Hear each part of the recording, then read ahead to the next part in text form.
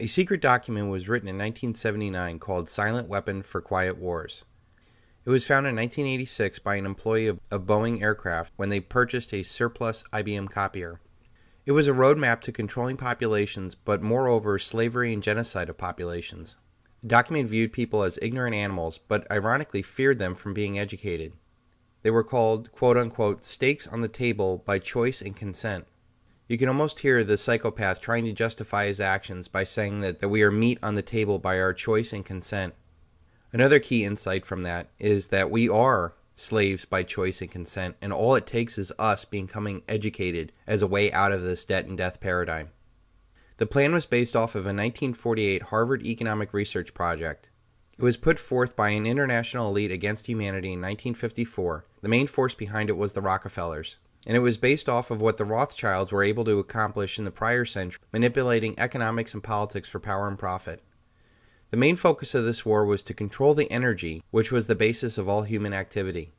They sought to engineer society and the economy, which was totally predictable and able to be manipulated. The first goal was to keep society ignorant of the basic systems and principles. This is why debt and the American Revolution is not really taught in our schools. Number 2, it was designed to keep us confused, disorganized, and distracted with matters of no real importance. Diversion was the primary strategy. Experience has proven that the simplest method of securing a silent weapon and gaining control of the public is to keep the public undisciplined and ignorant of the basic systems and principles on one hand, while keeping them confused, disorganized, and distracted with matters of no real importance on the other hand. This is achieved by disengaging their minds, sabotaging their mental activities, providing a low-quality program of public education in mathematics, logic, system design, and economics, and discouraging technical creativity. Engaging their emotions, increasing their self-indulgence, and their indulgence in the emotional and physical activities by unrelenting emotional attacks. This would be like mental or emotional rape, by way of a constant barrage of sex, violence, and wars in the media, especially the TV and the newspapers. Also, by giving them what they desire in excess, junk food for thought, or depriving them of what they really need. Rewriting history and the law and subjecting the public to the deviant creation, thus being able to shift their thinking from personal needs to highly fabricated outside priorities. So you can see how there is a great deal amount of effort in the fear-mongering that people do. There are a lot of people in the truth movement that would have you worried about things beyond your control instead of becoming personally empowered. This is a form of control to keep you away from the answers. This is a psychopathic way of inflicting their perverted and controlling worldview onto the rest of the world. It goes on to say, these preclude their interest in discovery of the silent weapons and social automation technology. The general rule is that there is profit in confusion. The more confusion, the more profit. Therefore, the best approach is to create problems and then offer solution. And remember, we've gone through the problem-reaction solution of the Hegelian dialectic. So here is the 32-step sequence as they see it in order to control societies. Number 1, allocate opportunities. So when you have insiders inside the deal, the rich guys get bailed out and the rest of us get screwed. Then number 2, destroy opportunities. So anybody who doesn't go along with them, you limit the amount of opportunities they have. And this could be through taxation, through regulation, through selective enforcement of rules. The idea is to suck the wealth up to those that are inside this parasitic system and make it economically impossible for everybody else. Number 3, control the economic environment. And we see this already with the central banks and the treasury and all the manipulation, the high-frequency trading, that they've created this completely illusional bubble world where there is no reality. You're betting an illusion upon a riddle, upon a hologram. I mean, there's no reality behind it. Then control the availability of raw materials. This is why controlling the oil market with the petrodollar is so important, and why we're going off to war with Iran, the suppression of gold and silver on the international markets. Number 5, control capital. The Western Anglo-American Empire has been controlling the capital forever. And I mean, just look at the LIBOR rates with the manipulation that's going on there. Number 6, control bank rates. Same thing with the LIBOR scandal. Number 7, control the inflation of the currency. And what they really mean is control the inflation expectation of the currency. The inflation is rampant. It has to happen. They must print more money every year in excess of the debt and interest accrued the year before, or the currency falls apart and a massive mother of all margin calls. But what is important is that they control the expectation of inflation so that they keep the velocity of money low, and that people hoard onto these dollars thinking that they're going to be worth more or that they need it. Number 8, control the possession of property. We've seen this already with the housing bubble and the regulations and the bailouts and all that other stuff, that owning property is a way for people to become independent of the system, so they're trying to limit it without us revolting. They don't want the serfs to revolt against it. Number 9, control the industrial capacity. Number 10, control the manufacturing. Number 11, control the availability of goods, again, the commodities, knowing that that's reality that could possibly upset and will ultimately upset their illusionary paper fiat world. Number 12, control the prices of commodities. Again, you're starting to see this is very important. This is why in the Silver Bullet and Silver Shield, it really cuts to the core of what would bring down the system. Number 13, control services and labor force. That's why the labor unions are, so prevalent inside this. Number 14, control payments to government officials.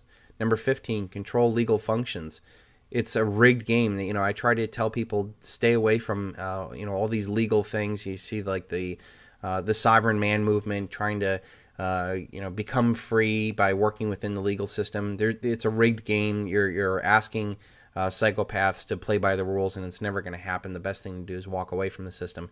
Number 16, controls of personal data files. This is why Facebook and Google and all this information has been compiled. Ultimately, it's going to be used against us as we become more and more used to this kind of intrusion into our personal life. Number 17, control advertising. Again, that's a theme that's pumped through society about consumerism and debt and instant gratification. Number 18, control media contact. That's why there's internet is where you get all the truth, and you'll never read anything about this in the major media. Number 19, control the materials available to the TV viewing. This is why that there's so many cop shows, fireman shows, lawyer shows, military shows. All these collectivists, good-willing people fools people into thinking that working within the system that they can fix it somehow, and it's a complete waste of time. We need to walk away from the system. Disengage the attention from real issues. This is why American Idol and Super Bowl and all these March Madness things to get so much precedence, and Anna Nicole Smith and Michael Jackson are real issues. Meanwhile, the debt keeps going up, the wars keep going on, the loss of liberties, the job shipped overseas. This is receives very little attention. Engages emotions. They don't want logical thinkers.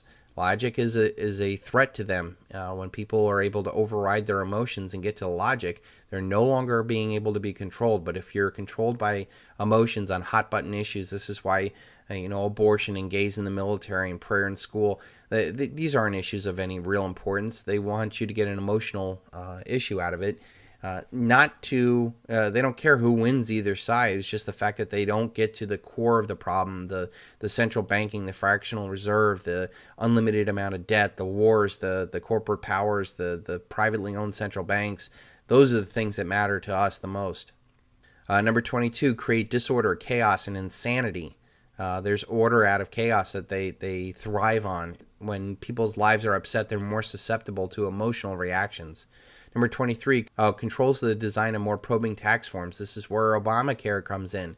Now that the government can force you to buy insurance, and now we're going to find out more through your taxes and make it more compelling and have more control over you. Number 24, control surveillance. Number 25, control the storage of information. This is where companies like Google and Facebook, which I think are really just CIA fronts for In-Q-Tel, are harvesting information, and you're volunteering it, and that's why we need to stay out of their system. Number 26, develop psychological analysis and profiles for individuals. This becomes very easy when you start learning more about these people, where they're spending their time, who they're friends with, what their passions are, what their ideological bents on. And this also makes for more targeted advertising and manipulation of these people when you know what motivates them. Number 27, control the legal functions. This is a repeat of number 15. Number 28, control the sociological factors. Number 29, control the health options. This is where Obamacare starts coming in. Number 30, prey on the weakness. Number 31, cripple strengths. And number 32, leech wealth and substance. And that's what they are all about. And this is, if you wonder why our economy is in a mess, look at this. So then they had this list of things to do to get this. So this is like the problem, reaction, solution. And they wrote it out. So they said to keep the public ignorant, they need less public organization. They don't want people talking together. They don't want them rallying around things. Maintain access to control to get required reaction to outputs with prices and points of feedback for sales. Create preoccupation in order to lower the defenses of the people. Attack the family unit. And again, this is all written studies to design to destroy and control society. So they want to attack the family unit to control the education of the young. If mom and dad are too busy working, they have to send their kids to public school because they can't even afford the private school. This enables them to indoctrinate these children into collectivist mind and rely upon the system. Give less cash and more credit. This way they're more self-indulgence, and there's also more data. All these credit card purchases are recorded, and they know what you're buying and what you're spending your money on, whereas cash purchases are more private. Attack the privacy in order to destroy the faith in this sort of church of government. Minimize the tax protest, and that's to get the maximum economic data and the minimum amount of enforcement problems. There's the quote from Alexander Haig, let them march all they want so long as they pay their taxes.